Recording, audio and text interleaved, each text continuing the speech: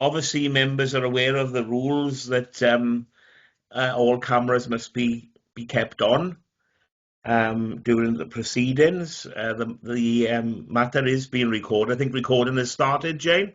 Yeah, started the recording. Okay, so I'd just like to say, Prynawn da poib and Nadolig Llawen, welcome to the first meeting of Healthier Merthyr Tydfil in 2026.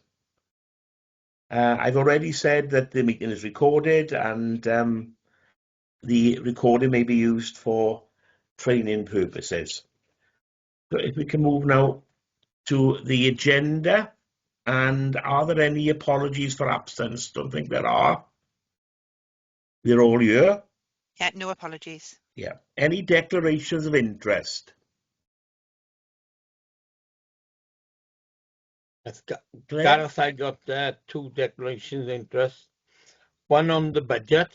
Yeah. And that's because the setting that I manage receives money from the Legacy Fund, which is funded by Social Services. Yeah. And also to do with the not-for-profit. In the report, we talk about the SGO. I got a child in SGO, so I declined to sell that. Okay. Thank Are you staying, David, or? No, I won't be staying for them too, but I will be back for the 3rd. Okay. Thank you, David. Claire? Thank you. Yeah, mine is, thank you, Chair. Mine's, I'd like to declare an interest, it's a personal interest, not prejudicial, in agenda item 6, and I will be staying. Okay. Thank you, Claire. Thank you, Chair. So item number 3, the minutes of the previous meeting, held on the 25th of November. We are here to approve the accuracy of the minutes. Will someone move? Yes, Chair, I'll move. Okay. Some second. David is second. Okay. Thank you for that. Item 4, action logs. And I see from the information provided, there are 2 outstanding actions. I understand Alex or Joanne may have an update on that. Alex, I can see you've got your hand up.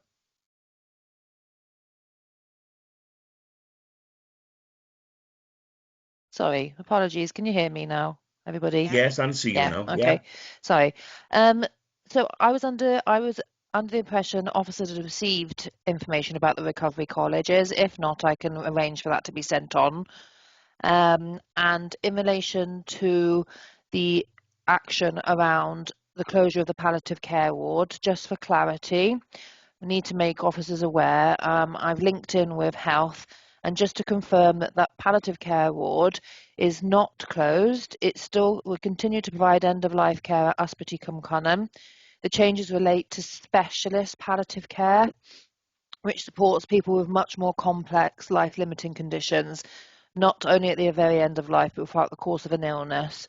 So only a small number of people will require that specialist care, and the reason why they will no longer receive that specialist care in Ysbyty Cwmconnon is around the medical intervention that needs to be consultant-led. So they will be referred to as a consultant-led specialist, sorry, it's a bit of a mouthful, specialist palliative care to ensure that people get the best treatment. So just to confirm that, as per the action, that I've linked in with health to confirm that this is staffing is fully available, but it is around the more complex individuals who are towards the end of life who require specialist medical intervention. So just to confirm that, okay? Yeah. And just to clarify, Alex, that's information that you've received from the health board. Yeah. Yeah. Okay. Yep. Any members want to make any comments on that? Okay, and we look forward then to receiving the other action which was outstanding in due course, Alex, okay? Councillor Richards, I believe that information was sent to Jane beginning of the week, so hopefully that'll be sent through to you in the next day or 2. Thank you, Lisa. Okay, if we move then on to item number 5, the budget report. This is where David is leaving the meeting. Okay, Louise, are you taking us Yeah, I'm happy to take introducing it, Chair. this? Yeah, I'm Yeah. happy to do that. Yeah. Afternoon. Happy New Year. Okay, so scrutiny members requested an update on the social services budget. When this report was written, we were in month 9, December 2025. The ongoing cost of living, higher costs of commission services and Welsh Government strategies such as limiting profit has impacted significantly on some budget lines. So demand for services and level of need have also changed over the past year. So the reasons for those financial pressures will feel familiar to scrutiny members. But of course, the aim continues to be clear, keeping people and children safe and well, keep the budget balanced, and upfront about any challenges and pressures.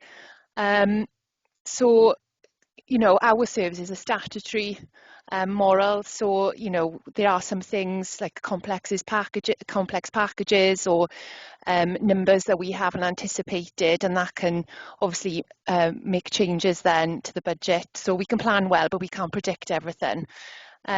So, you know, so it's just that really, that's just the report, and it's just for scrutiny just to have a look at the budget report. The recommendations in 2.1 is just the content to be discussed and noted. Thank you, Chair. Okay, thank you, Louise. I don't know if any officers want to add anything to what Louise has said. No, I think that the report is the standard report like we've done previously for scrutiny.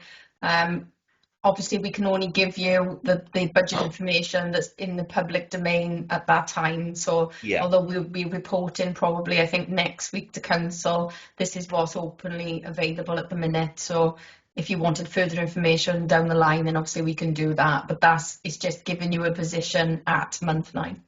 Okay, thank you. I can see, Stuart, you've got your hand up. Did you have a question?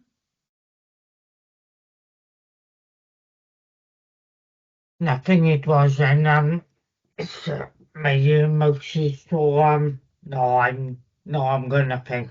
Okay, it's up by Miss. Okay, thank you. Right, any other hands up?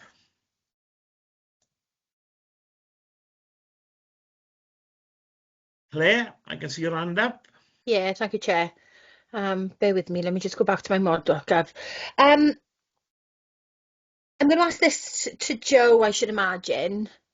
On page 15, on the table, number 8, you've got a bespoke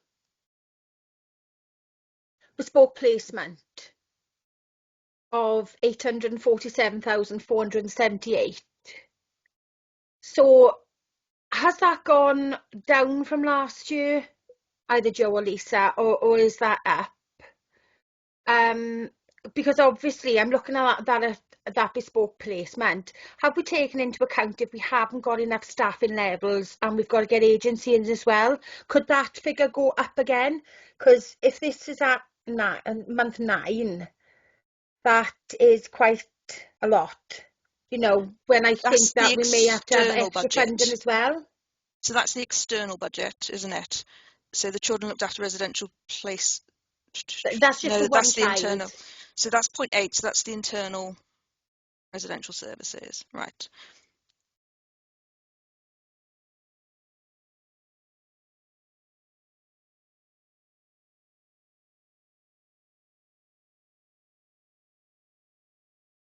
So that's so that's one high level child. So the question is about whether it will remain or go up. Yeah.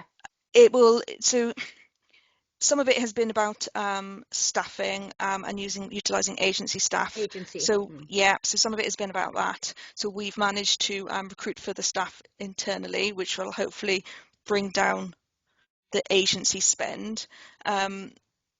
The young person has complex needs in terms of us being able to manage, so needs a higher cohort of staff to provide the care because of their additional needs. So we'll always be higher until obviously they age out of care for children's services. It's really hard to predict, to be honest, Councillor Jones, because the child's needs go up and down. So sometimes as the needs decrease, we can put less in, but it's really bespoke and very carefully managed. So it's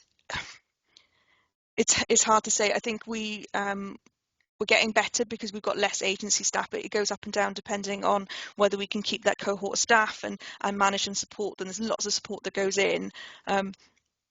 So yeah, it kind of flexes up and down depending on the young person's needs at that current time. Sorry, I can't be more clear on that. No, it's that's just fine. really, it's really hard. I understand. Yeah. You know, I was thinking, because if people see that figure and they realise it's for one child, you know, and then you think, then if you haven't got the staff, if it's such a bespoke, then the staffing level must fluctuate quite a lot. And I was just wondering, you know, have you taken into account if you've got to utilise further agency? But yeah, it's been hard because we've to get the staff in place and to reduce our agency use. We're getting there again in a positive way. So hopefully we'll you know, the cost will reduce because we'll have less agency staff. We've recruited some night staff within our homes, which it's been positive. So yeah, we're getting there, but then it can be really unstable because of the complexities of those behaviours to maintain those staff. That's lovely. Thanks, Jo. Thanks, Chair. Sorry, Councillor Richards, can I come in there? Yes. Just for clarity, Councillor Jones, that figure of 847, that's a predictive spend for the year, not for the 9 months. Right. So based on current costs, if we carry on as we are, that'll be the spend at the end of the year. Thanks. I thought it was for a 12-month, and then when I heard the 9 months just now, I was thinking, oh my word, am I working on 9 months at the moment? So thank you for clarifying that. Yeah, so really it could obviously change depending on level of need, but that is the predicted spend towards the end of the year. Lovely. Thanks, Lisa. Thanks, Chair. Thank you, Claire. Julia, before I call you in a second, can I ask a question on that as well, just for clarity, really?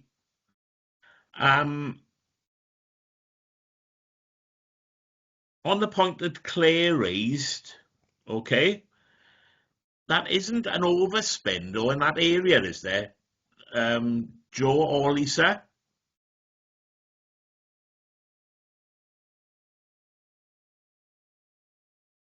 I don't know if Joe's disappeared now.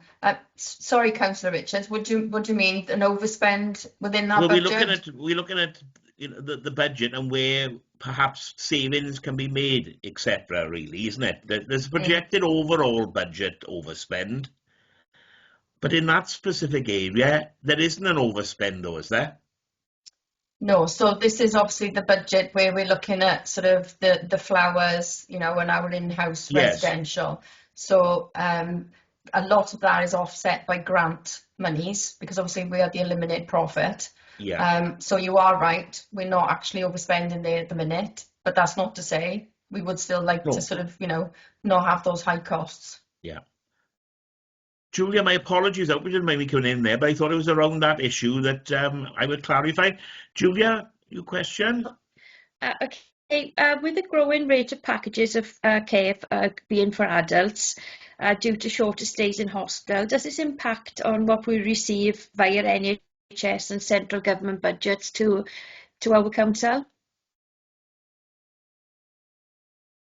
That would be to Lisa, would it? Okay, so currently we get a social services grant from Welsh Government. That doesn't change depending on demand. We get X amount at the start of the year, and then we have to we budget where that goes across, whether they're staffing or placements or packages of care. Obviously, we work with Stacey about where that grant is used, and obviously part of the criteria for it. We work very closely with health around developing the packages of care to get people out of hospital, you know, safely, and hopefully, you know, as to make it as painless as possible for the service user.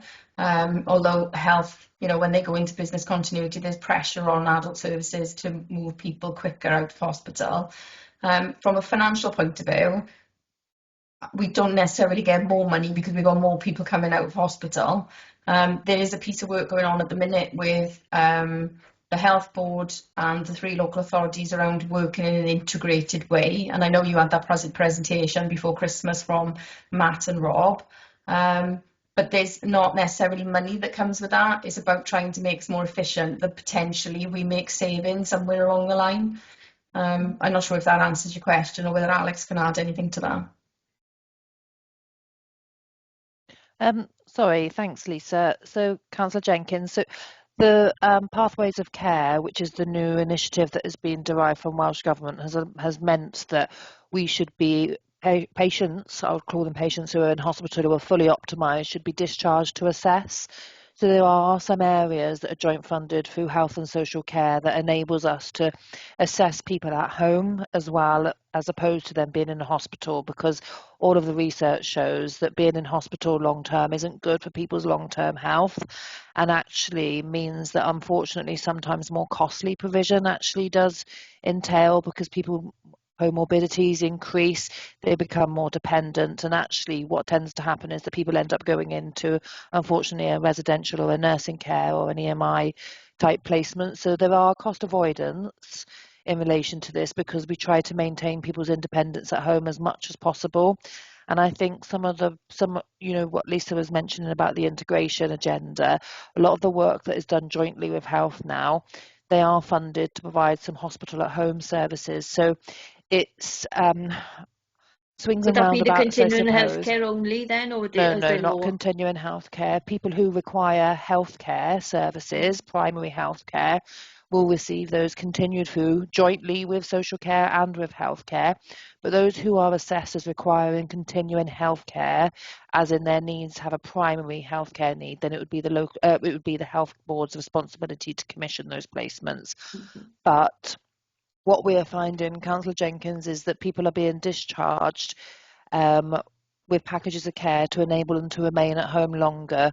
So our packages of care may be increasing, but at times you'll see our residential and nursing placements decreasing. But again, it depends on what Lisa was mentioning earlier on about hospitals going into business continuity, because then there is pressure to discharge people, quite rightly, because it's not the right environment for people to be in if they are fully optimised for discharge. So it does fluctuate, but like Lisa said, we don't get any additional funding. Sometimes we might have some one-off winter monies, etc., offset grant, but we manage that budget quite well in terms of how we support people's needs and independence at home. Okay, thank you. Sorry, Councillor Rich, can I just add to that as well? Alex has prompted me. Yes. So we did have pathway to grant, pathway to services for a grant a couple of months ago, which is able to give us the bit of additionality at the front door with regards to sort of, improving and trying to increase the number of assessments to do in a timely manner, which obviously fits with that integrated model with health. So we've had some resource put in there, so there's some additionality there. Okay, thank you. Thank you, Lisa. I go to Ian now. I can see Claire got around, but Ian had it up before. Thank you, Chair. Not relating to the figures, but more the text. We've just been talking about the demand for packages of care, the growing demand for packages of care for adults being discharged from hospital.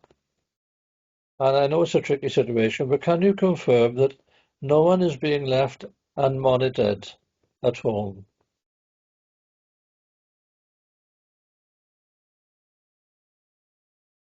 Councillor Thomas, I'll take that question. I can confirm that, because people are allocated a specific care coordinator if they're under mental health services, or a social worker or assessor care manager who is responsible for monitoring that person's care package within the community. But also our providers have a level of responsibility in managing that person's care, because they're providing that care. So in answer to your question, yes, people are monitored, and if people have a significant change of need on discharge, then prompt action is taken to ensure that people's wellbeing outcomes and needs are being met. Thank you very much. Thank you. The other one is almost an aside, really. It's page 12. We're talking about the Tackling Poverty Steering Group. I didn't see it there, but will that group be issuing its own report for us to have a look at? So the Tackling Poverty Steering Group was something that was set up some years ago and sort of has disbanded over time, I guess, because we monitor the grants more closely. So originally it was set up to give it more focus and transparency about what the grants were being spent on. But I think attendance wasn't great from across some of the external services. So I think over time is sort of the meeting doesn't take place anymore because we look at it internally in other meetings. So for example, when we discuss budgets, we look at the grants and look at all those areas. So it's the information is produced in a different way. Right, thank you very much. That's all from me, Chair, thanks. Thank you, yeah. Claire? Microphone is off, Claire.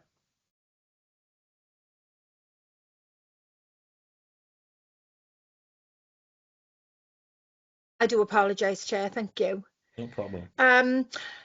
Page 16, it is 7.2, where you say that there is ongoing regional funding via RIF, and the funding has been secured. The future of this fund is currently unknown after 2026. When are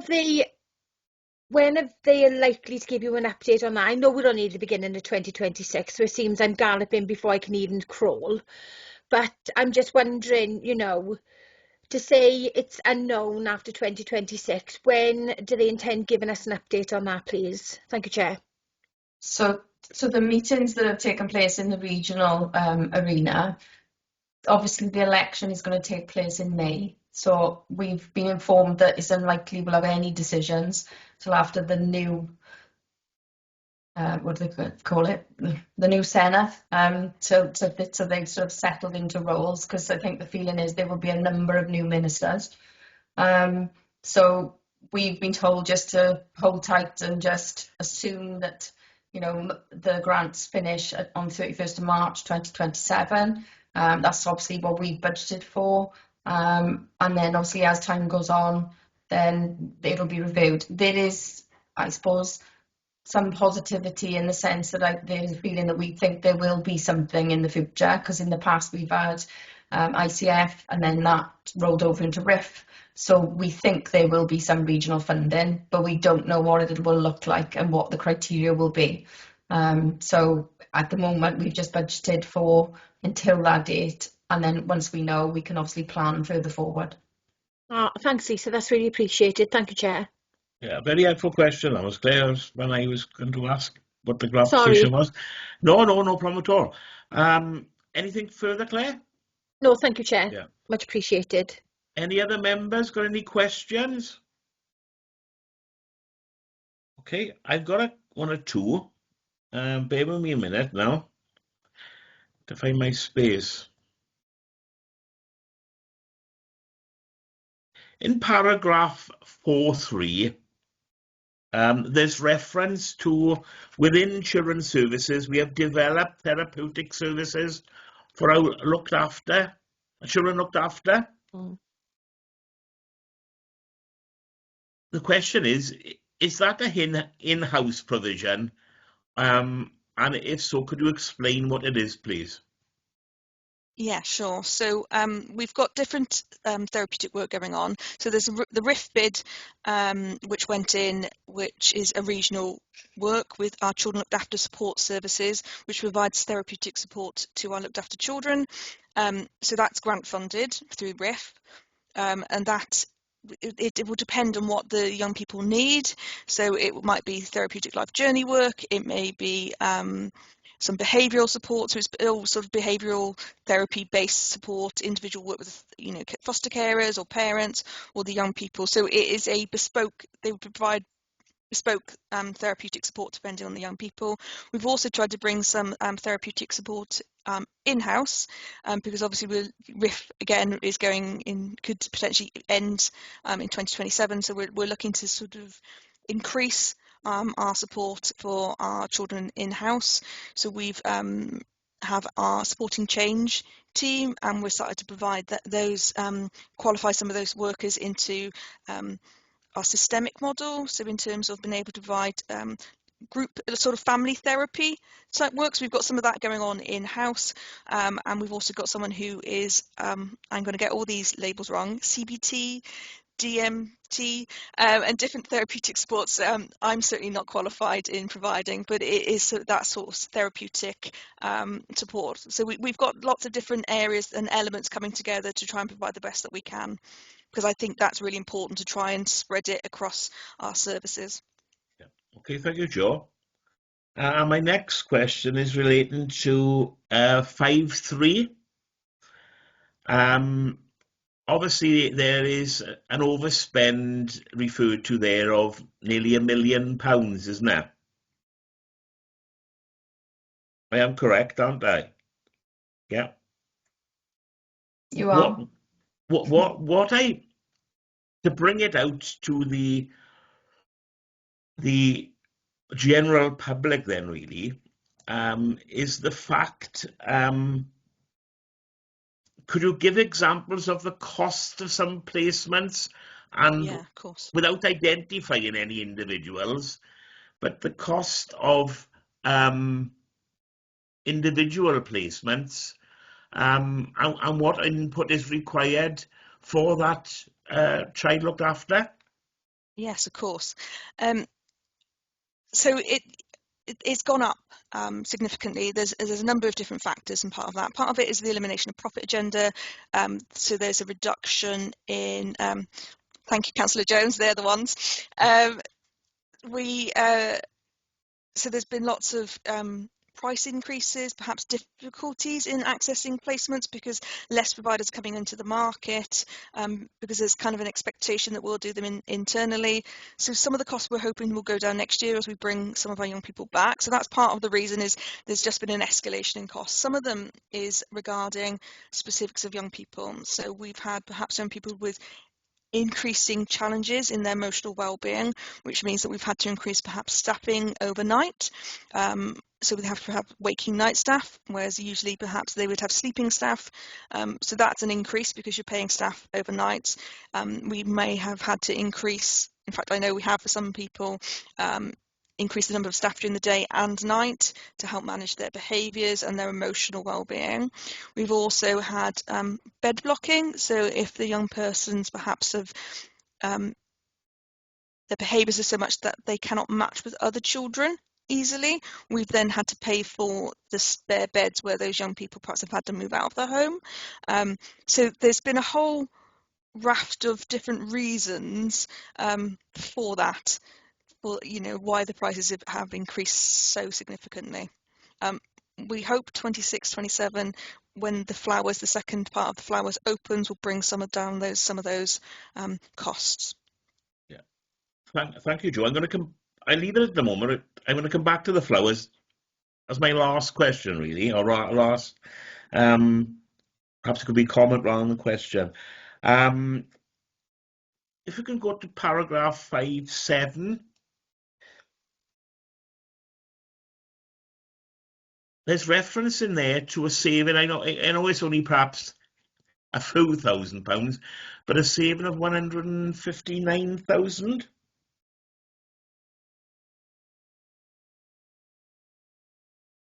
in residential services. Apologies, I was trying to send the link to Lyndon at the same time as doing this. Sorry, he will be coming in about 20 minutes, Lyndon, from RCT. Okay, sorry. Okay, which doesn't equate with the 163,000 in the summary statement. Are we talking about the same areas there, though? Apologies. Can you send me to the right bit in the Councillor Richards, which part of the report yes, again? certainly. Sorry, I was on another page. 5.7 refers to £159,000 saving in residential services. Yeah. But if you go back to 5.1, the summary statement, the saving referred to there is 163,000. Are those the same areas we're talking about? There may be discrepancy.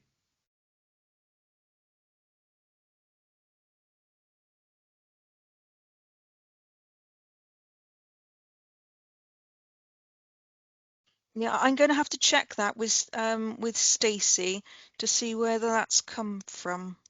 Yeah. Because you're right, it says two different numbers. Yes, I know Stacey assisted us with the figures for the report, so I'm wondering whether that's a typo or she's gone over an old report yeah. and perhaps, you know, or it's just because she's put all the residential together in one line, so overall there's that saving rather than Yeah. It's got that budget line 162 above. twice, so that looks like the right figure because that's in a couple of boxes. Yeah. But we'll check that out. Yeah. And my final, before I come back to the flowers, my final one is in relation to paragraph 5.8. At Q2, which we're reporting year, there's an underspend of 360,000.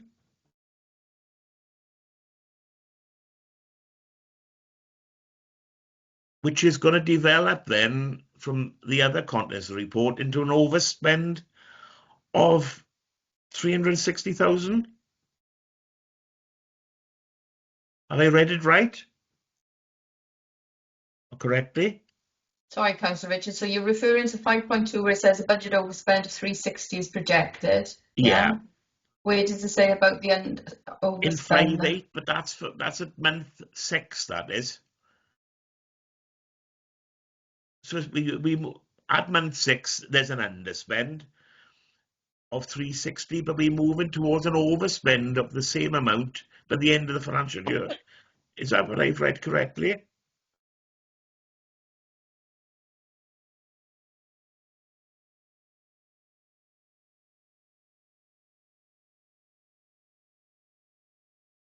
Yeah, again, we'd need to go back and double check that with Stacey. I think it's probably a typo and one is either the budget, the line 5.2 or 5.8 is incorrect. Yeah, that's okay. I do think we're balanced at the minute, so but I'll double check that. Yeah, okay, thanks. And then my final one then question is, how is the flowers going so far?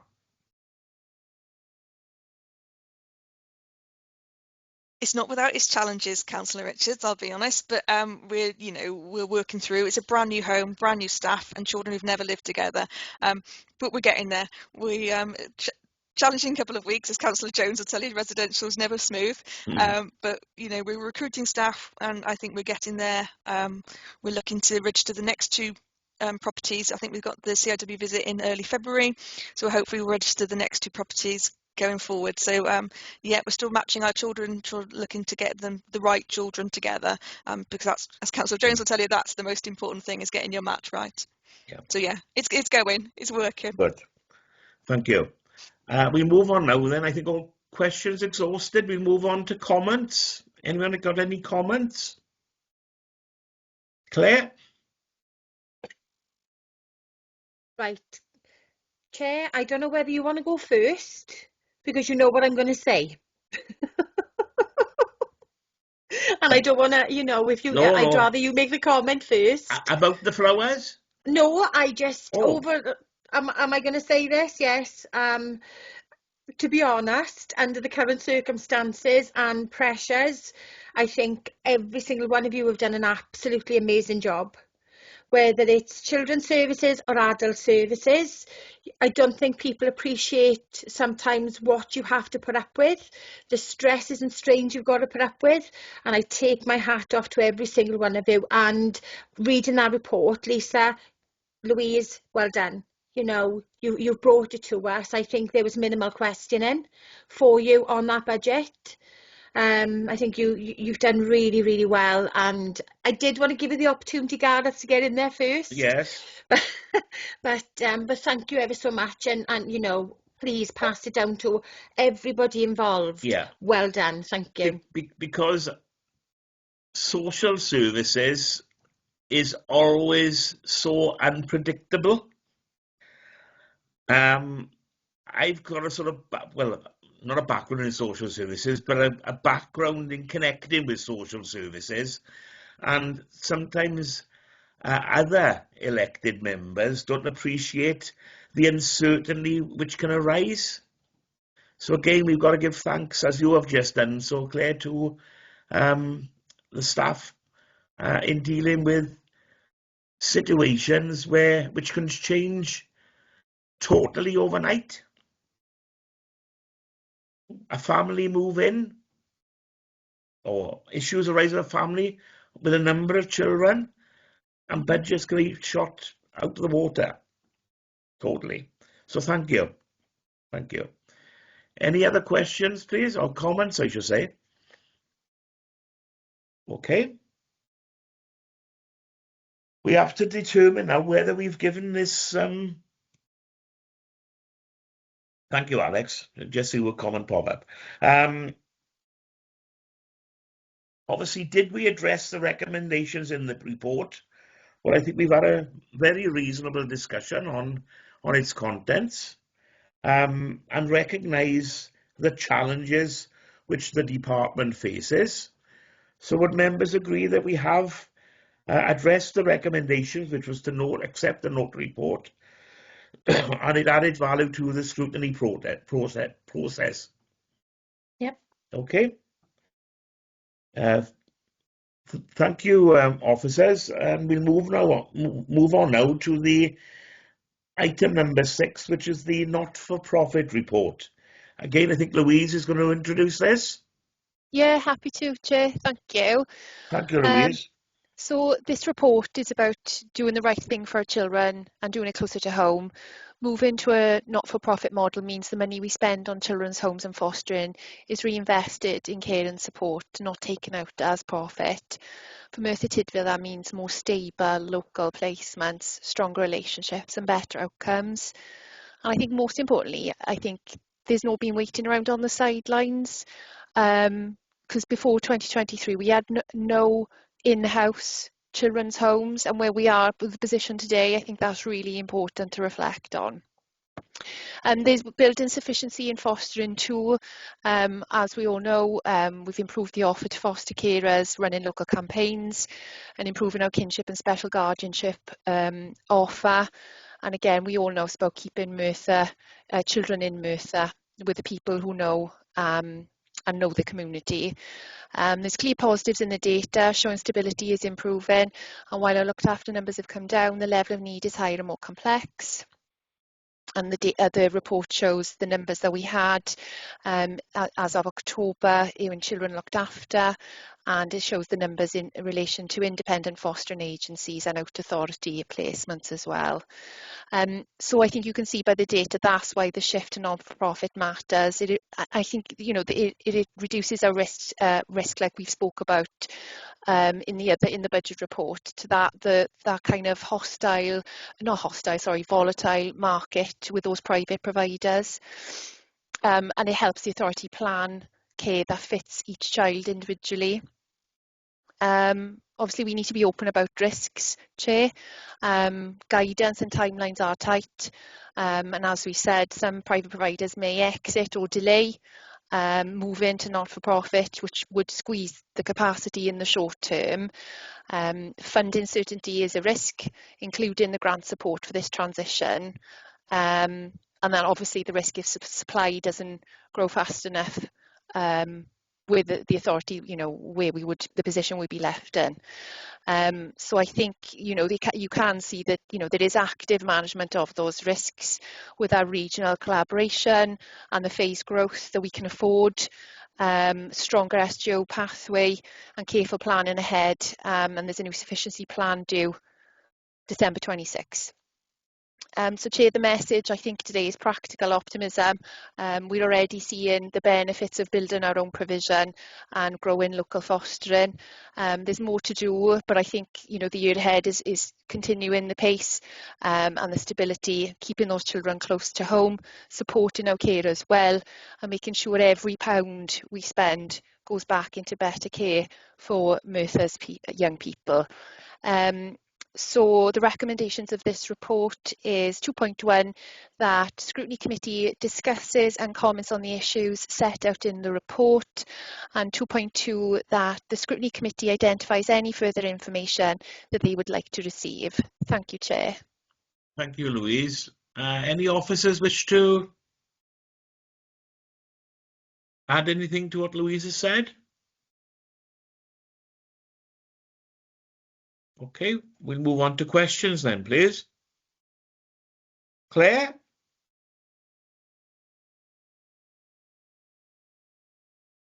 Your mic is off, Claire. I was just trying to go back then, Chair. I'm so sorry. Let me just go back onto my docket for a minute. So, my first question: are we aware of any companies that have changed to accommodate not-for-profit? And if not, because obviously the nobody else can register now after April the 1st this year, do you think they will find a loophole to continue gaining profit? Okay, so 4Cs, so the Cymru Commissioning Services, so they are doing the work for us, linking with the private providers. So we've specifically asked them for Merthyr Tydfil because we've got such a small commissioning. We've got one officer in Children's Services that they do the linking in. It's difficult at the moment to say if people are. I mean, some companies are saying they will, and they haven't as yet. I do think the Senedd elections may be causing some pause for some. Okay. I think some people are waiting to see whether things change after the Senedd. You know, I'm making assumptions from here, and rather than, you know, I haven't heard this from the providers because I said the 4Cs are doing this work with them. I think we will lose some of the smaller providers. I think we'll exit the market. We don't have any. No one's come through to us at the moment to say, will we buy them out, or you know, any of those conversations haven't been had with us. That isn't the thought. So the 4Cs are going to do that work for us if anyone does come forward and support us with that, but it's not something that's come forward at the moment. I think we're still waiting and seeing, and I think the Senedd elections will have a massive impact, and I think people will then decide whether they will not or will transfer across. As to how people will they find loopholes, I think the evidence in Scotland is that companies have found loopholes by basing themselves in England. I do think it's a concern for us that that will happen. The providers haven't said yes or no to that at the moment. They, you know, and they're keeping the cards quite close to the chest at the moment. Thank you, Jo. That's really appreciated. My next question: have we sufficient trained staff to fill vacancies? Because it's all well and good us saying, and the government saying we're going not for profit, but if we haven't got enough trained staff and we are utilising agency, because as you very well know, agency is all for profit, and so that brings our costs up as well. So are we ensuring that we've got sufficient trained staff to fill vacancies within Merthyr, please? Thank you. Thank you, talk about the residential side aspect. So in terms of Lyndon's just come forward, so thankfully he's managed to get through. So in terms of residential, we've continued recruiting to some posts. As I said earlier, we've had some vacancies in our night staff posts. We've managed to recruit to those. It will work for a while. We'll have to continue to recruit.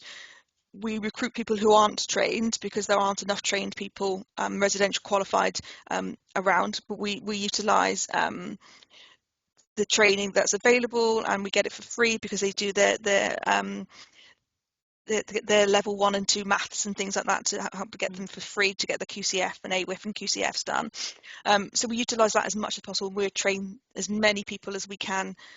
If we're fully staffed, we would be able to manage, but obviously there will always be, as we'll, you know, the more homes you open, the more likely to ask certain vacancies.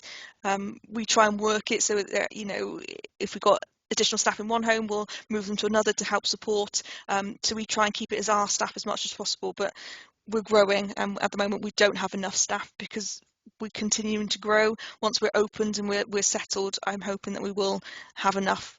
You know, in terms of the numbers of vacancies and things, we're happy that those are the right amounts that we've got at this moment in time, but we will constantly review because you don't know what's coming forward and what the children's needs are. You know, it will be constantly monitored and reviewed. Thank you. Chair, am I okay asking? I think I've got 2 more. Yes, you are. We'll move on then to Julia. Thank you, Chair. What are we actually doing to eliminate for-profit foster carers?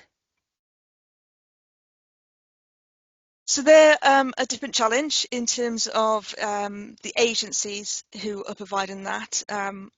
Because I think from next year, I think it is from the report, that they won't be able to recruit any additional foster carers. So we do have a worrying 12 months before that time ends. Thinking whether our foster carers will move across. We did have a number that we're looking to move to for-profit agencies that have been, they'd gone and tried to recruit from us, but because we've increased our fees, they've decided to remain with us, which is really positive news. Obviously, we've got the 100% council tax that's coming through, so there will be information going out regarding that from the council tax office, so that will be really positive to try and recruit further. It is a worry. There's very few, I think, fostering agencies that are saying they're going to transfer across. Again, the same as residential providers. I think they're waiting for the Senedd. Yeah, because that was tying into this. If we've got a gap of 28 placement, that worries me. And I was just wondering, what were we doing to encourage people to become foster parents? As for-profit payment is so much higher. So are we going to consider, I don't know, some sort of scheme just to entice people to come in? Because when you're looking at the for-profit payment for the foster carer, that can be a substantial amount. And then, to say we've got a gap of 28 placements, like I said, that massively worries me on how we're going to get past that. I agree. That's the area that I raise to Welsh Government, saying that's my main area of concern, is how we're going to recruit those foster carers. We've done a lot of work with the number of foster carers getting for SGOs, so that those young people have some stability, so they could be private IFA carers as well as our own local authority ones. So hopefully that will, then it won't be part of the elimination of profit, because they'll be SGO carers and not foster carers. I was doing some work on that. That's why getting those fees through has been really important. Yeah. We are looking at phase 2, so I'm waiting for the business case for phase 2 of our fostering support. So looking into what other supports we can put through, which may have some cost implications, but we try and keep that as low and try and do things cost neutral. But as we showed from the last one, the increasing it, we haven't cost more for the local authority. It's been investor saved, because ultimately those carers haven't gone to an IFA, which would cost us far more than we've invested into our foster carer. So it's been really positive. There's work to be done, I think, in terms of continuing to support our foster carers. We've done a change to our fostering team, so there will be a change to our SGO support. Will be going into our children looked after team, because what I want is the fostering service to be able to provide as much support as they can and have that time to spend on our foster carers, so that the support increases. So we've got phase 2 of our recruitment and retention in terms of the financial costs, looking into the respite care or support care to see whether we can increase some of those fees and different things. We've gone out to consult with our foster carers to say what they want, what would make them stay with us, what is it that they're looking for. Things are coming back with is like leisure cards, so we're doing some work on the leisure card scheme to see if we can provide those for them. There's lots of recruitment going out. Christmas is a hard time. People don't look to foster or become involved with us. January, February, people start being interested. We're hoping with the council tax initiative to understand that, they'll have 100% of council tax paid for them. That might recruit again. But it is a challenge, Councillor Jones, and I do worry that how we'd get those now placements back to us. There will be exemptions, so we'll be set, because I won't be looking to move young people if they've been with those foster carers for years. Again, by that time, by 2030, a number of those young people might have aged out of care, so they might not be relevant to the numbers at that time. But I can't give reassurance on that, and I've said that to Welsh Government. It is a worry for us how we're going to meet that. I've got one last thing, Chair, if you wouldn't mind. Yes, okay, Claire. Thank you. So first I have to say well done on passing with the CIW to enable properties to open. You've got 2 new registrations coming up. Are we, because have they given us a rough estimate of the dates that they're coming in? Or are they going to just do ad hoc visits, and are we ready to go? So we've put the applications in. The visits are booked for early February. I've got the date in my calendar. Off the top of my head, I can't remember what it is, but it's booked in. And they're going to start the process then, and we're going to start looking at and waiting for the business case to come through to be this week or next week to not the moratoriums to recruit, because we've agreed that we're going to be recruiting to these posts. I'm just waiting for the moratorium, so we'll advertise for those posts going forward. I think we've got 15 people for 2 posts, applicants at the moment. So I'm hoping we get the moratoriums through quickly, and we can say to those people, look, we've got vacancies coming up from this date, and we can plan forward. So we're very lucky in terms of the numbers of people coming through to us. So I'm hoping once we get those staff in place and trained, that takes a while to get the DBSs and things through. You know, I'm looking from April, May times to really be starting to get ready and go through. So all the paperwork, all the policies, they're the same as from last time. They've all gone into CIW. So it shouldn't be long once we've got the staff in place. Well done. Thank you very much, and thank you, Chair. Thank you, Claire. Julia? Thank you, Chair. Joe answered one of the questions anyway. Said the 13 children who were outside the authority in residential placements who were settled, I'd like to think they'd remain there regardless of the cost of eliminating profits, until, because the child is more important than the cost for them. That was just one thing I was going to chat about. What I'd like to know, is there a notice of closure that the homes who are going out will no longer want to run then as a not-for-profit? Is there a period of notice they've got to give before they can close, to ensure that the children they are looking after are prioritised? So to end a placement, they're meant to give us 28 days notice anyway. I mean, we do get some immediate because of really critical situations, but usually it's 28 days notice on the contract anyway. So I would expect at least 28 days. But I imagine as they've got to give their staff notice and things like that, I imagine, you know, it would be longer. And linking with the 4Cs, we'd hope to be there having those conversations if providers do move out. That's very short notice, though, isn't it, for a child? Yeah. That's cruelty. That is, I think, is 28 days. That just seems cruel. And even if it went to 4 to 6 months, that still wouldn't be enough for a child. Yeah, it's a really challenging situation. It's a huge ask, isn't it? Huge ask. Yeah. Okay, thank you very much. Okay, Julia? Yes, thank you. Yeah. David, Isaac? Yeah, thanks. Just wondering, what would be the fallback if the not-for-profit scheme totally collapsed? I don't know if I could answer that. I think there would be a lot of changes going forward. I think there would be the pressure on us to you know, bring children back and things like that. But we've got our residential homes opening now, so I would be wanting us to utilise those anyway. And ultimately, quite often, I think children are better placed at home. So for us, I think we'd drive forward in terms of, you know, trying to increase our numbers of foster carers anyway. I think you'd probably still lose some providers, some of the smaller providers who perhaps have already made that decision that they're going, might still end up going.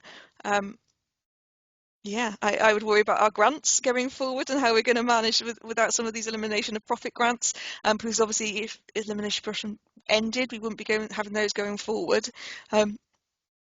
So yeah, I think it would certainly be an interesting time if that happened and it all got dropped. We'd have to wait and see. We've got a very volatile, I suppose, market, providers market for children's services, unlike adult services who aren't in the same position. So I think it will probably have a significant impact on that again. It may bring increased numbers of providers going forward. It may drop the prices of placements. I don't think it will have such an impact on fostering side because there are a finite number of foster carers. Yeah, thanks. I thought I'd throw you with that one. Secondly, I'm just wondering, does the foster to adopt scheme seem to be taking off at all, and is it more liked by the foster parents as opposed to how it was before? We haven't had any foster to adopt because they have to pass both the adoption assessment and fostering assessment. So usually they go for adoption first rather than our foster carers doing it, if that makes sense. You want to do the adoption side, and then it's suggested to you if you want to adopt to do the foster to adopt. We've not had any. It's quite complicated. There's a very small number of children we put for adoption anyway, and an even smaller number of those who would be suitable for foster to adopt, because you're looking after that baby before decisions are made at court, which means that that child could return to their parents. So I think it's a big ask for someone who can, you think this child is going to be yours, and then perhaps they can be taken off you and returned to parents, which is, would obviously be the right thing for the child. But I think the impact on those adopters would be very high as well. So I think there's very few people and very few young people who are suitable for doing it. So for us, it's not been a massive scheme at all. Okay, thanks. Thank you, David. Is that okay? Is that all? Yeah. Ian? Thank you, Chair. There's an item of concern, is paragraph 53, and it says, if not able to place children with not-for-profit or in-house providers, we may need to use unregistered, unregulated providers. And my question is, would those providers be for profit, and who would inspect them? So if OWRs, we would do them ourselves.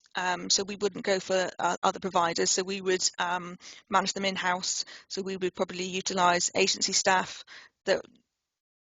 sometimes what we would do, I would have thought, is put perhaps some of our internal residential staff and agency staff, so it's a mixture.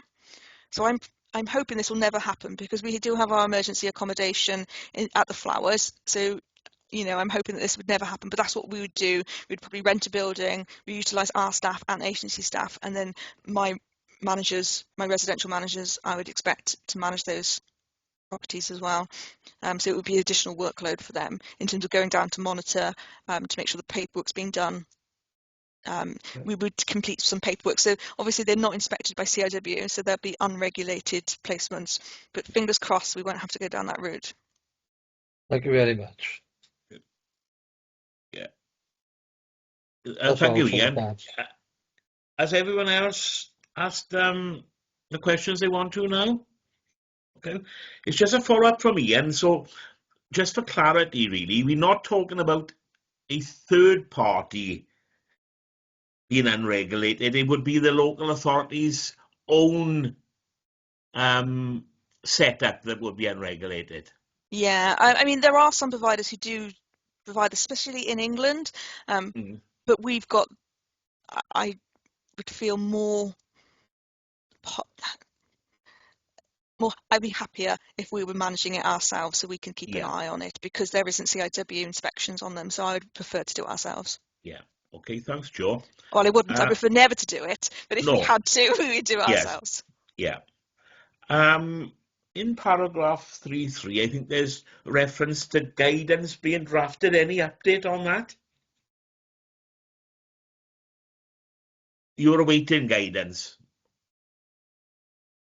Sorry, I thought I was writing guidance then. Yeah, no, we've had nothing as yet. Yeah. Okay. And just so we get an idea, are there many not-for-profit organisations already around?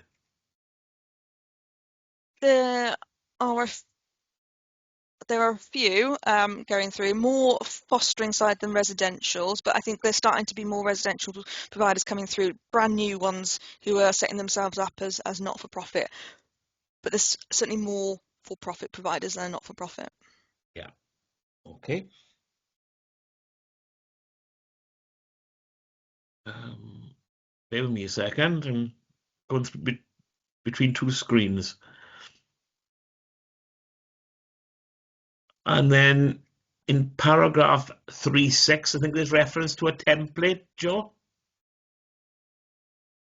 Again, this still not being received? No, that's a document I have to do for the December. So it's taken over from our placement commissioning strategy, but nothing as yet. Yeah. Yeah, okay.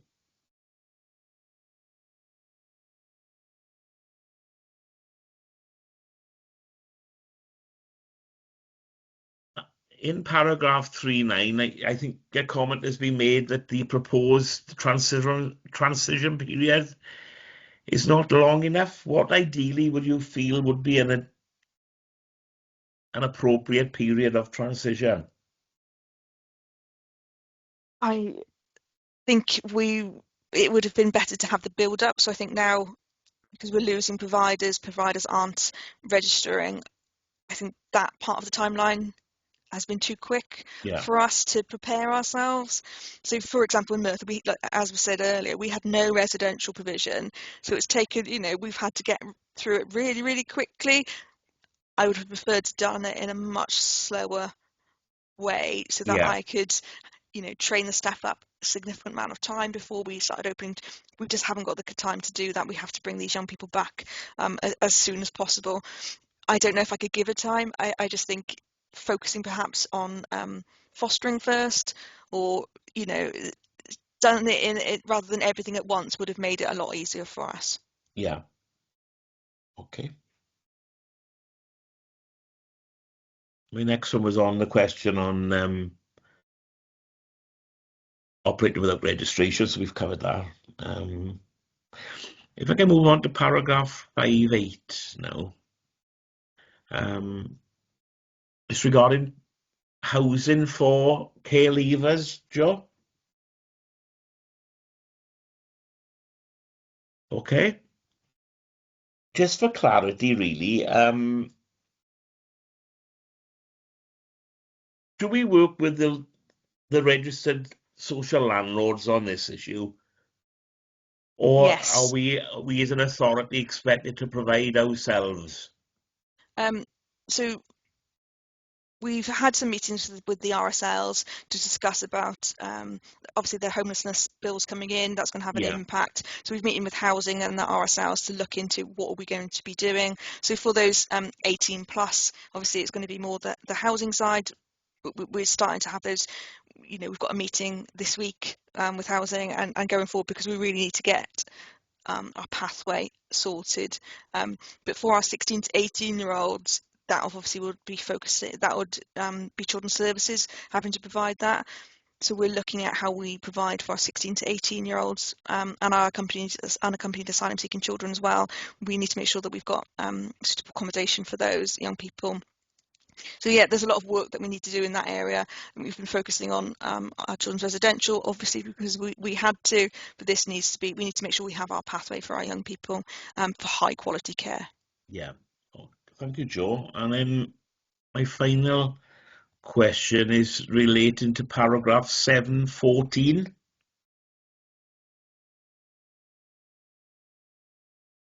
Have we started developing a contingency plan? I think it's a follow-on from one of the questions which Julia asked. No, that's something I'm going to be, I think we're probably looking at more regionally or nationally with the 4Cs. It's something we're going to have to do and look into. Again, I'll be honest, I'm going to wait for the Senate elections, see if there's any changes coming from that before we start going there. We've still got a couple of years to go. And our numbers may be very different then. Our children looked after numbers have gone down again today. So I can only hope that we'll be in an even better position going forward. So that's the hope, I suppose. It's going to be a real balance, because there's a limited amount of work that we can do. So if a foster carer provider went down and we had children with that foster carer, we could do a lot of work to bring those foster carers across to us quite easily. And quickly, it's if the residential providers of some of the higher end specific young people, that might be more complicated for us. But then we know that we'd have to provide that care and probably operate an OWR whilst we settle them through. So ultimately, children won't be left homeless or bedless. We will manage it. I'd just rather do it in a smoother manner. As Councillor Jenkins said, we don't want children displaced unnecessarily. Yeah. Okay. Thank you very much. Back to members. Now, any comments, members, please? Oh, I can see Claire's got her hand up. Yeah. Yeah, sorry, I've got one last question. Oh, yeah, no problem, yeah. I thought I'd caught it, but it was down the bottom. It's to do with page 20 on 3.6. It says that the 2025 Act was introduced, section 75A into the 2014 Act. Obviously, it does state that the first plan is due December 26. You haven't received the template as of yet. When my question is, would the annual sufficiency plan be brought to scrutiny before it goes anywhere else, or is that just going to be for you all? Thank you, Chair. Yeah, we will bring it to scrutiny. More than happy to. I think Jane, we might have planned that in already, or have had that discussion. We're certainly looking at we'll bring it in. I'm not sure whether the 2026 deadline will be expected of us if we've not had a template yet. I'm not sure. You know, that may be flexible. So we haven't. I don't think we've brought the date in. We've certainly had a discussion. We'll certainly bring it here. Okay. Thank you, Joe. Thank you, Claire. Any comments, please, from members? Sorry, do you remember Claire? Yeah, I just gotta say, well done to you all for keeping our young people in our, within your care safe. The job can be the most thankless job, but yet the most rewarding. And when you see people overcome their challenges and life-changing, you all are part of that, and it's thankless because they don't want it. People know better, but at the end of the day, you're doing an amazing job. And again, I'd like you to pass on to all your teams, because you're just breathtaking as far as I'm concerned. So thank you. Louise? Yeah, thank you, Chair. Yeah, very much the same as Claire, and I'm probably going to repeat myself because obviously I said similar in my opening comments to the report, but I just think a heartfelt thanks for every single one of our officers and staff with this commitment and care that they've put into this journey for moving to non-for-profit has been remarkable. And as we know from Merthyr, that's translated into those more stable local placements, those stronger relationships, better community connections for our children. Yeah, and again, I said it earlier, none of our officers have waited on the sidelines. And I think if you look, considering you look back 2023, we had no provision to where we are now, where we're going to have, 2 inspections coming up now, beginning of Feb. It's remarkable, really. And yeah, and I think going back to David's question about what would we do if this all kind of falls apart, but I think the move and the progress that's been done is for the pure betterment of the children and the outcomes. So again, yeah, just thanks to all the officers. It is quite remarkable. Thank you, Chair. Thank you, Louise. Julia? Yes, same again. Thanks to everyone. And just to say that all the protests and everything were against the children's home opening in Thomastown House. So much so that a well has been run so far, although Joe has said they've had some problems. People in the area didn't even know it was up and running, so that just goes to show how well, well it's done. People don't even know where it is. But I met 2 of the children over the park on the Christmas lighting, not on purpose, and it was just that the lady said they are the new children. I didn't make myself known, but I just said I hope they'd settled in well and had a good Christmas. But yeah, thanks again, because it's not a job I'd envy. I'd rather look after older people than children. But yes, amazing. And I've even sent details to Lisa earlier of another new property that's come on the market. So I am on the lookout for you. Thank you very much. Thank you, Julie. Any other comments, please? Okay, I'd just like to add to what's been said, really. Thank you what's been done so far, but I don't envy you perhaps proceeding in some uncharted waters, and wish you all the best. Thank you. Right, committee, as a committee now, we have to determine whether we, as a committee, did address the recommendations of the report, in the report. And did scrutiny add value? What are members' feelings on this? Yes. Are we in agreement? Yeah. Yeah. Okay. Thank you all very much. And we'll now move on to the item number 7, which is the Cwm Taf Youth Justice Service. And I don't know if Louise is going to introduce this or straight to Linda, but thank you, Linda, for coming and having to sit through the other items on the agenda before we reached you. Thank you, Chair. I apologise, I came in late actually, so I haven't had to sit through it. I realised You've been quite a while, though.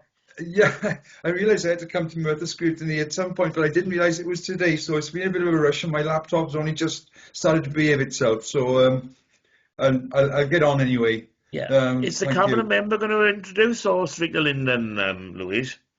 I don't mind. If it's up to you, Linda. Do you want me to introduce the report, or do you want to go straight into it? I don't mind, Councillor. I don't mind going straight into it. There we are. We'll do that then, Chair, if that's okay. Yes, that's fine. Yeah. Okay, lovely. Thank you. Thank you, Linda. Thank you, Louise. Okay, thanks. So the purpose of this report is to provide scrutiny with an update on the work in progress made to implement the recommendations from the inspection that Cwm Taf Youth Justice Service had in the spring of 2024, along with an update on service developments and some of the resource challenges and the risks impacting upon current and future service delivery.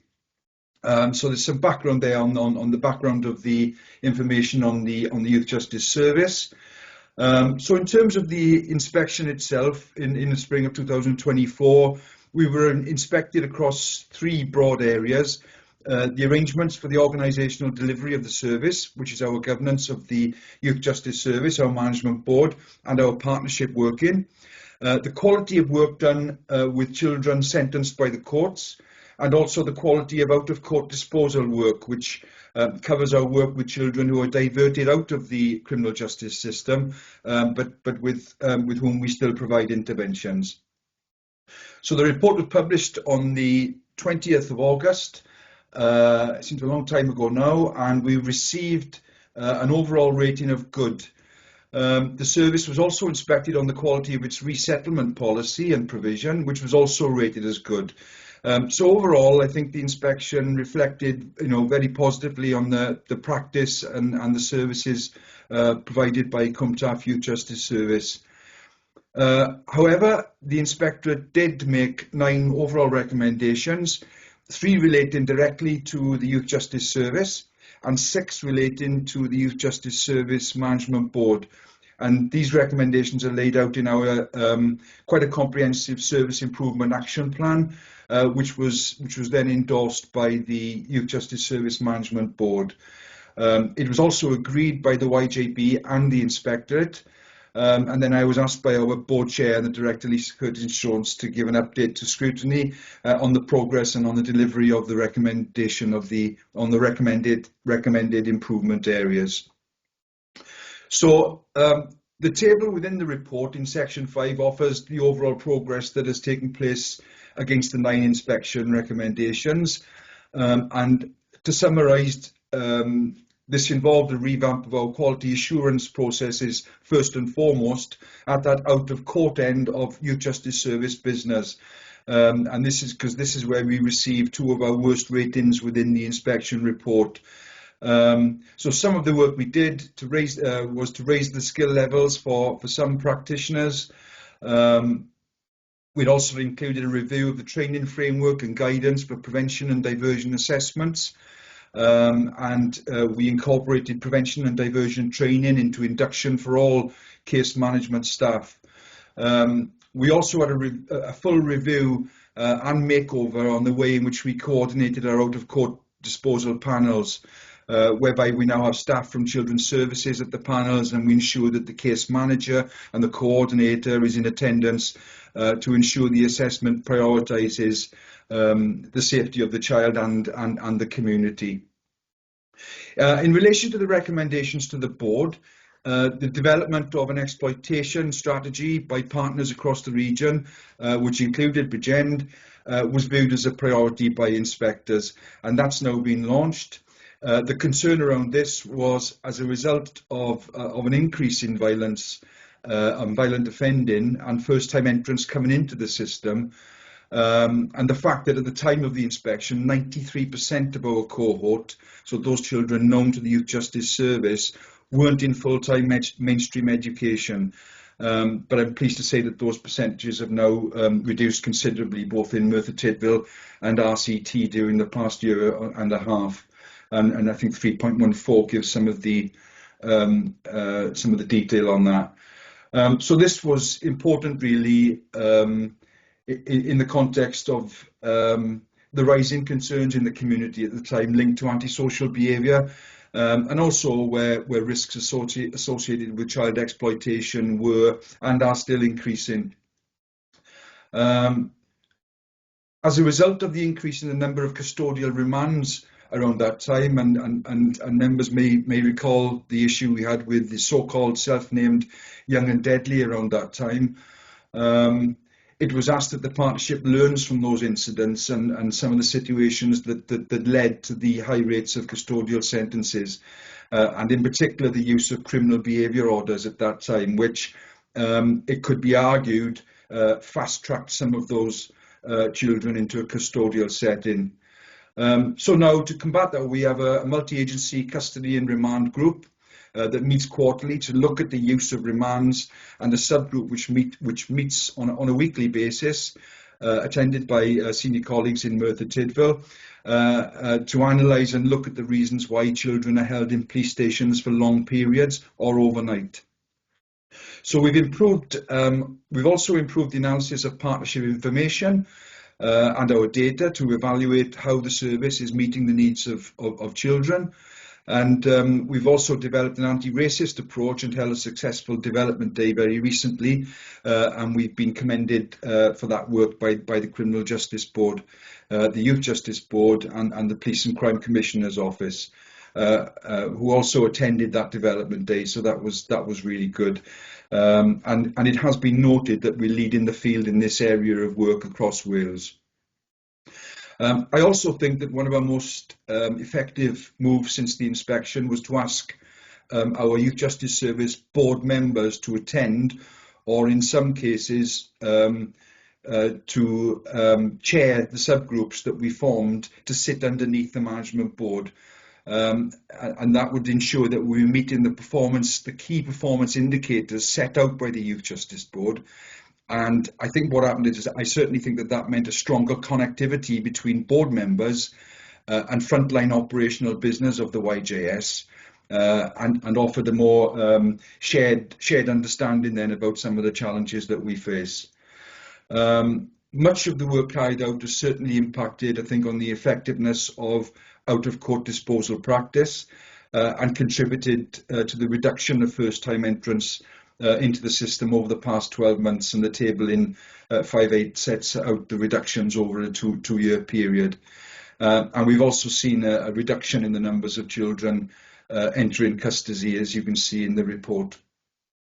The Scrutiny Committee should also be aware that despite HMI's overall good inspection rating, the YJB made the decision to move the CUMTAF Youth Justice Service into Quadrant 3, which basically meant we required improvement within their oversight performance framework, and that happened just prior to the inspection taking place and the publication of our good rating. However, in August this year, I'm pleased to say that in August last year, I'm pleased to say that we were officially placed back into Quadrant 2 by the Ministry of Justice Performance Oversight Board. And that was, and I put a quote in there, in recognition of sustained and continued improvements across key indicators, which is driven by significantly strengthened governance, strategic leadership and effective partnership working. So it's acknowledged that we've made some good progress there during the past year. In terms of the resource risks and challenges to be aware of going forward into the next financial year, we reported in last year how a reduction in co-funding reduced the availability of some of our prevention services, mainly our outreach and project work.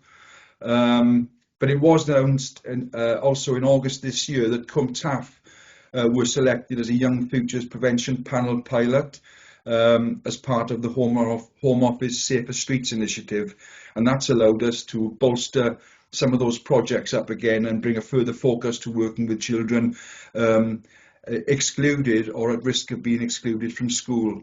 And we work very closely with our colleagues in Merthyr Tydfil Education to look at those children that we need to monitor that are not in full-time education. One of the biggest concerns, of course, for the inspectorate was to come in and see at that time that 93% of our children were not in full-time education, but that's reduced considerably now. It's also likely financially that our 3-year funded turnaround programme will not continue next year. Again, this funding is directed at those children on the cusp of offending behaviour or engaging in antisocial behaviour, which will again increase pressure on our preventions services.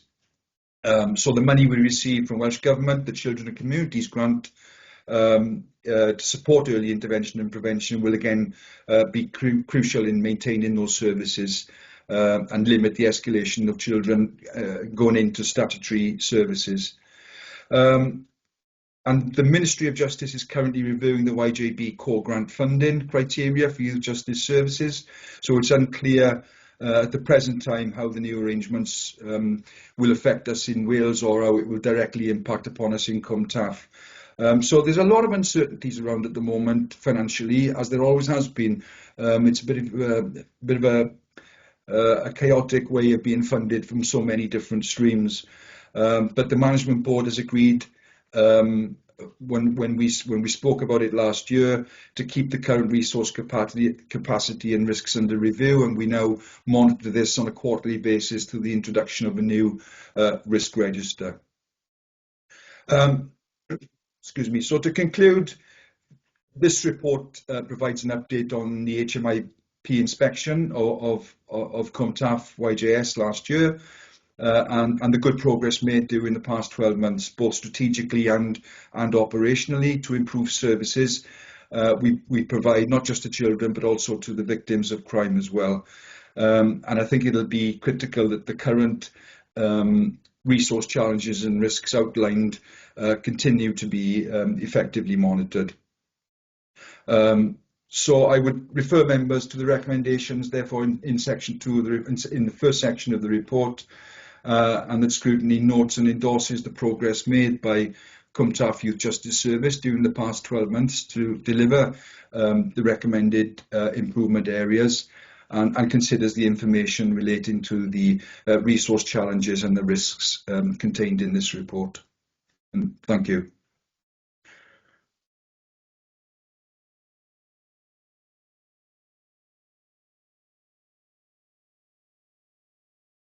Thank you very much for that, Linda. Are there any questions, please?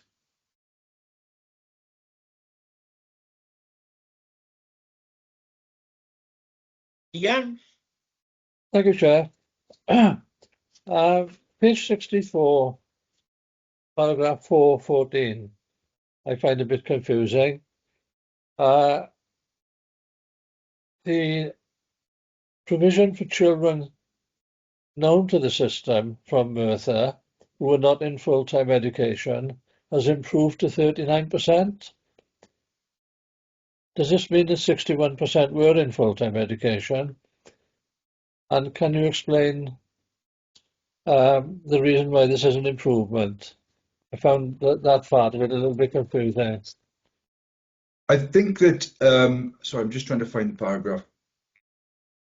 I think, Councillor Thomas, I think that, as I said earlier, 93% of the children known to our service were not in full-time education, so they were on alternative provision or not in school or home educated. What's happened since then is we've brought those numbers down considerably, and that includes in Merthyr Tydfil. So that 39% is actually deemed as an improvement. I think it was something like 57% in the previous quarter, or in the third and fourth quarters of 24-26. So that we would see that as a significant reduction actually at this time, and I'm reliably informed that we're reducing that further. So yes, I mean they look stark figures, really, but I think in the context of where we've come from, in the numbers that we've had, and I think that a lot of that has had to do with the fact that we have a small ETE team, education, training, employment team, sitting within the Youth Justice Service that works directly with, Gavin Medrington and others in education, to look at the situation with NEETs and those not in education or employment, and I think we've made some big gains in that area compared to where we were. Yeah, that's fine. Thank you very much, Linda. Thank you, Chair. I've got to put my microphone on. Any further questions? No? Oh, David Hughes. Yeah, just one. Leighton, Linda, you said about there's not so many children into custody. You said there's a reduce of the children in custody. Do you think that's because of the work, or is it because of the jails are full and that less people are being sent to custody now these days? I think we've put a lot of work in, Councillor Hughes, in the past 18 months since this inspection with our partners, including police, on a regular basis within a subgroup, sitting below our management board, and also trying to learn the lessons of what happened in Merthyr Tydfil with the so-called YADs during that period. And there were reasons, I think, why some of those children perhaps went into custody. In terms of whether the jails are full or not, I don't think that would make any difference today. If the offending is serious enough and the courts have no other options, then they will send a child to custody. But we don't want to see that. And I think that what we're trying to do with, and I know that there's a meeting coming up in Merthyr Tydfil, which is being chaired by Paul Lewis at the end of this month, to look at how children get to that stage of going into custody anyway. So it's about looking at our systems from the start of that antisocial behaviour in the first place, and to make sure that our processes are right, so that we're intervening at a much earlier stage. And I think we can say that we've made some good progress on that over the last 18 months as well. So our custody numbers have reduced quite considerably, although I should say there were 2 children from Rhondda and Taff area that were sentenced in the same week to custodial sentences just a fortnight ago, but none from Merthyr Tydfil. So there's a lot of work to be done going ahead, and I think that but I certainly think that the partnership working and the understanding of some of the challenges that we face with some of these children is certainly helping. And the main thing as well is that we get the provision in to them as well, so that we identifying where there's speech and language needs, where there's mental health issues. So again, that's informing the way that we intervene with them. So it's a combination of things that contribute, I think, to the reductions in custodial sentences. Lovely, thank you, Lee. That's good news, that is. Thank you.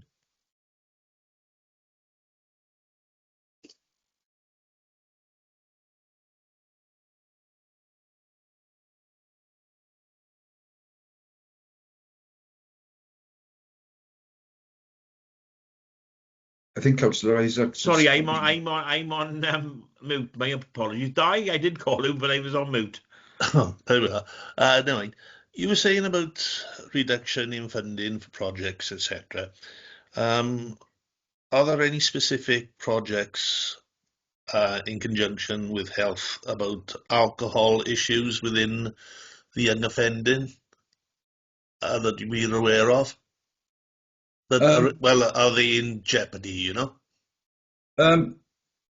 No, I mean, not specifically concerned with alcohol or substance misuse. I'd have to say, Councillor Isaac, that we're quite well funded in that particular area, and we have we commission workers from the Barod agency currently, and we have 3 workers that are working with children on a regular basis that are known both in prevention and in our statutory services to make sure that any issues around alcohol or substance misuse that are identified are dealt with, you know, in an educative way, or to refer on to further support if that's required.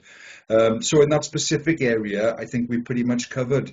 To be honest with you, I think that the biggest challenges we have, I think, is the issues around the children's understanding of the work that we do and how we engage with them, which is why that some of the health provision that we receive, as I've just mentioned, is crucial to us, around neurodevelopmental needs, understanding, you know, where that child is coming from, understanding their speech and language needs, and the fact that we've got a full-time worker now 1 day a week from CAMS sitting in the team has also, you know, helped us to continue that work. So yeah,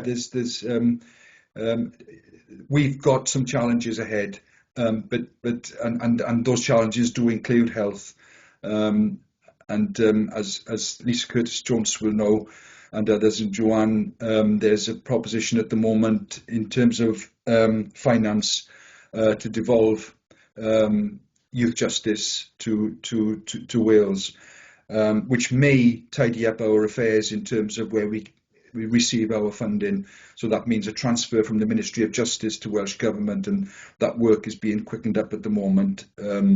So hopefully that will be, if it goes to plan, and we are not disadvantaged financially in any way by that change, then I'm hoping that again will enable the YJS to be in a more stable position going forward.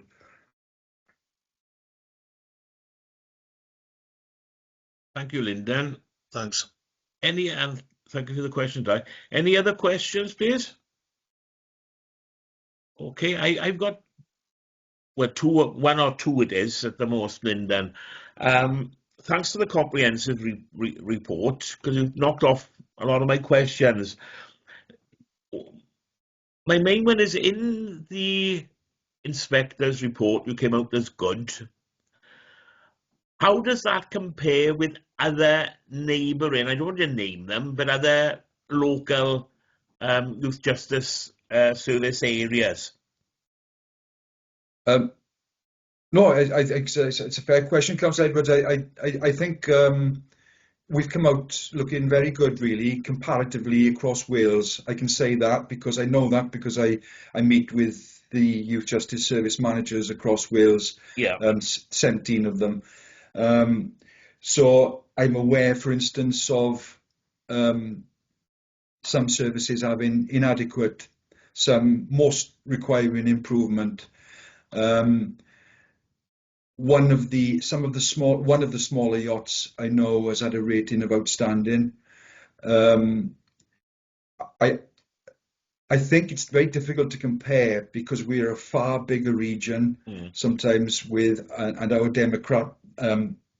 demographics are far more complex, and our issues and the sheer numbers of children that we're dealing with are vast. I think we're second to Cardiff in that respect. So I think that's quite an achievement to receive a good, because they've got so many cases to look at. Whereas with when I was a manager of Merthyr Tydfil before we merged with Rhondda Cynon as a youth justice service back in the day in 2010, we received an outstanding thing because, you know, we were a smaller service that was able to deal with a smaller population of children and do that in a more focused way. The answer is more money, more finance we need all the time, which is why it's always a worry with the uncertainties we've got. But no, I think compared to others, we're up there. Yeah. Okay, thanks, Lyndon. And just as a follow-up from that, apologies if I missed it in your report. Are the inspectors due to come back to review their original recommendation? No, I have to go back to them. They will come back in and inquire as to what progress we've made on the recommendations. And the YJB and the Youth Justice Board and HMIP will do that in the next 5 to 6 months, I'm told. So yeah, they don't set a specific time limit then, do they? No, they don't. They give you recommendations, because I think with some of those recommendations, especially the more strategic ones for the management board, they don't happen overnight. No, so it could take between 18 months, 2 years. Yeah. So it's it's difficult, and also HMIP now have got a different inspection framework. They seem to be changing it all the time. So the next time they come in to see us, and I think we'll probably be, it may be the back end of this year, it'll be looking at our cases and the quality of our work strategically and operationally again, but there'll be more of a focus on the victims of youth crime as well. So at least a third of that inspection in the new framework will be around victims of youth crime. Okay, thank you, Lyndon. Has anyone got any comments, please? No? Just want to thank Lyndon for attending today and keeping us updated. Oh, did I see a hand go up then? Or did I know? It was just me, Chair. I was going to just say thank you for the but I'll hand over to you. So thank you so much, Chair. Okay, no problem at all. Obviously, again, as is normal, we have to consider whether we have dealt with the report adequately. And the recommendations in the report. Is everyone happy? We think we have. And we've scrutinised it as required. Okay, I think everyone's nodding. So we can move on to item number 7 now. I think officers can, apart from Jane, can leave if they wish now, because we're going to discuss our forward work programme. Thank you, Chair. Thank you. And thanks for attending, all of you.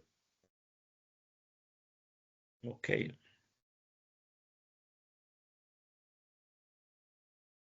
Have members got any queries on the forward work programme? Oh, I think no questions. So no, I think at the present we've got everything full, haven't we? That's right. Obviously, if that report has come back in, the one that we discussed earlier on, yes, then we can look at adding that. Yeah. In June or July, can't we? We'd have a better understanding whether that's going to be in. But I know we're only in January, but if members wish to give some thought at this point what they want from the new cycle, really, that would be very helpful. So we got it earlier on and we're not having to rush to create it at the start of the cycle then, really. Yeah. Okay. Absolutely. So moving on to item 8, there are no scrutiny referrals. And I think item number 9, I think the feedback. And I've got no indication of any other business. So thank you all for your attendance and hope you have a lovely evening. Thanks, everybody. It's changed in my part of the world now from a layer of snow to torrential rain, it sounds like. It's just rain out here.